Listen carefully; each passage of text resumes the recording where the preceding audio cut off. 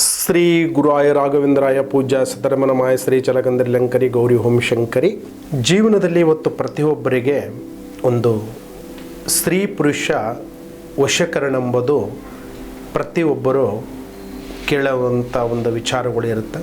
ಸ್ತ್ರೀ ವಶೀಕರಣ ಜೀವನದಲ್ಲಿ ನಾವು ಯಾವ ಥರ, ಪುರುಷ ವಶೀಕರಣ ಯಾವ ಥರ ಅನ್ನೋಂಥ ಪ್ರಶ್ನೆಯನ್ನು ತುಂಬ ಜನಗಳ ಹತ್ರ ಕಾಡ್ತಾನೆ ಇರುತ್ತೆ.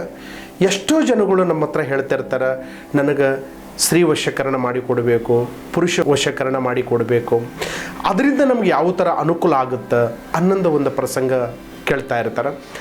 ಆದರೆ ವಶೀಕರಣ ಎಂಬುದು ಪ್ರತಿಯೊಬ್ಬರಿಗೆ ಬೇಕಾದಂಥ ಸಮಸ್ಯೆಗಳಿರುತ್ತೆ.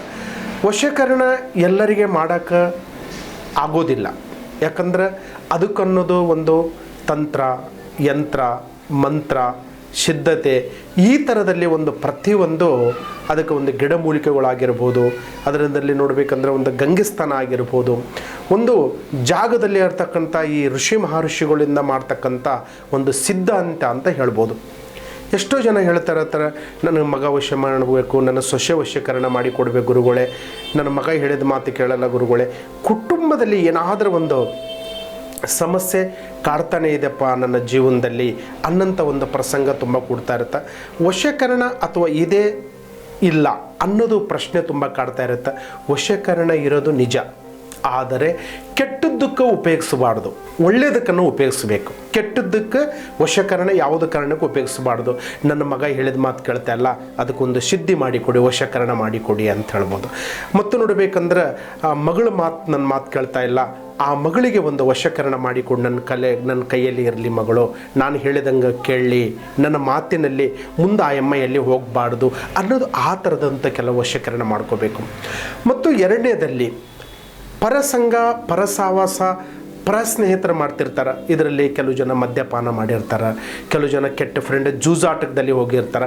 ಅವರು ಅದೆಲ್ಲ ಆ ಕಡೆ ಹೋಗಬಾರ್ದು, ನಮ್ಮ ಕಡೆ ನನ್ನ ಮಕ್ಕಳು ವಶ ಆಗಬೇಕು, ನನ್ನ ವಶೀಕರಣದಲ್ಲಿ ನನ್ನ ಹತೋಟಿಯಲ್ಲಿ ನನ್ನ ಮಕ್ಕಳಿರಬೇಕು, ನನ್ನ ಕುಟುಂಬದಲ್ಲಿ ಇರಬೇಕು ಅನ್ನೋದು ಪ್ರತಿಯೊಬ್ಬರನ್ನು ನಮ್ಮ ಹತ್ರ ಜ್ಯೋತಿಷ್ಯದ ಬಗ್ಗೆ ಆಗಲಿ ಕೇಳ್ತಾನೆ ಇರ್ತಾರೆ.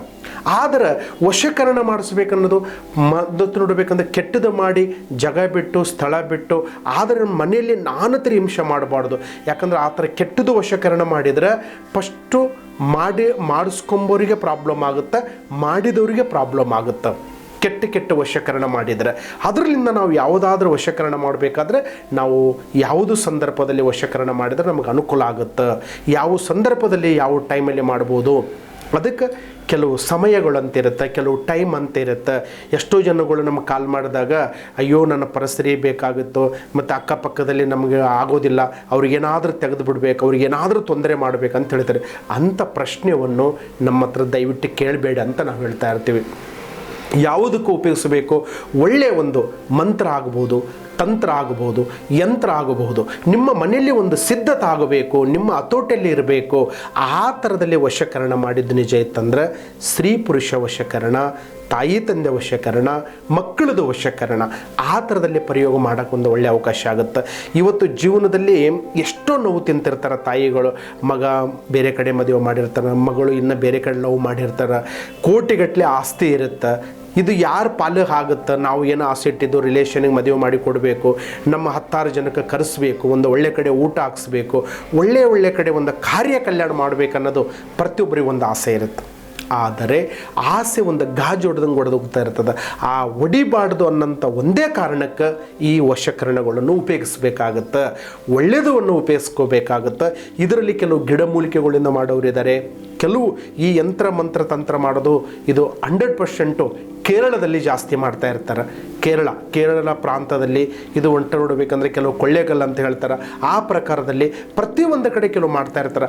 ಆದರೆ ನಾವು ಕೆಟ್ಟದನ್ನು ಮಾಡೋಕ್ಕೂ ಒಳ್ಳೆಯ ಅವಕಾಶ ಕೊಡೋದಿಲ್ಲ. ಒಳ್ಳೆಯದನ್ನು ಮಾಡಿ ನಿಮ್ಮ ಜೀವನದಲ್ಲಿ, ನಿಮ್ಮ ಕೆಲಸ ಕಾರ್ಯದಲ್ಲಿ, ನಿಮ್ಮ ಕುಟುಂಬದಲ್ಲಿ ಎಲ್ಲೆಲ್ಲವಾಗಿ ಒಂದು ಹೂವಿನ ಥರ ಇರಬೇಕಾಗುತ್ತೆ. ಒಳ್ಳೆಯ ಜಾಗದಲ್ಲಿ ಕುಂತ್ರೆ ಒಳ್ಳೆಯ ವಾತಾವರಣ ಬರುತ್ತೆ, ಕೆಟ್ಟ ಜಾಗದಲ್ಲಿ ಕುಂತ್ರೆ ಕೆಟ್ಟ ವಾತಾವರಣ ಬರುತ್ತೆ ಅಂತ ಯಾವ ಥರ ನೋಡಬೇಕಂದ್ರೆ, ನಾವು ಏನಾದರೂ ಒಂದು ಒಳ್ಳೆ ಕೆಲಸ ಮಾಡಬೇಕಂದ್ರೆ ಅದು ನಮ್ಮ ಜೀವನದ ಚರಿತ್ರೆ ಆಗಿದೆ. ನಮ್ಮ ಫಲಿತಾಂಶಕ್ಕೆ ಯಾವ ಥರ ಇದೆ. ಸ್ತ್ರೀ ಪುರುಷ ವಶೀಕರಣ ಇರೋದು ನಿಜ, ಮತ್ತು ಕುಟುಂಬದಲ್ಲಿ ವಶೀಕರಣ ಮಾಡೋದು ನಿಜ. ಆ ವಶೀಕರಣದಿಂದ ನಮಗೆ ಯಾವ ಥರ ಅನುಕೂಲ ಆಗುತ್ತೆ ಅನ್ನೋದು ಪ್ರತಿಯೊಬ್ಬರು ತಿಳ್ಕೊಂಡು ಆ ವಶೀಕರಣಕ್ಕೆ ಒಂದು ಅವಕಾಶ ಮಾಡಿಕೊಳ್ಳಿ. ನಿಮ್ಮ ಕುಟುಂಬ ಒಂದು ನಂದ ಗೋಕುಲ ಥರ ಇರಬೇಕು, ನಿಮ್ಮ ಕುಟುಂಬ ಎಲ್ಲರಿಗೂ ಒಳ್ಳೆಯದಾಗಬೇಕು ಅನ್ನೋದು ನಮ್ಮ ಮಾರ್ಗದರ್ಶನ. ಎಲ್ಲರಿಗೆ ಒಳ್ಳೆಯದಾಗಲಿ. ನಮಸ್ಕಾರ.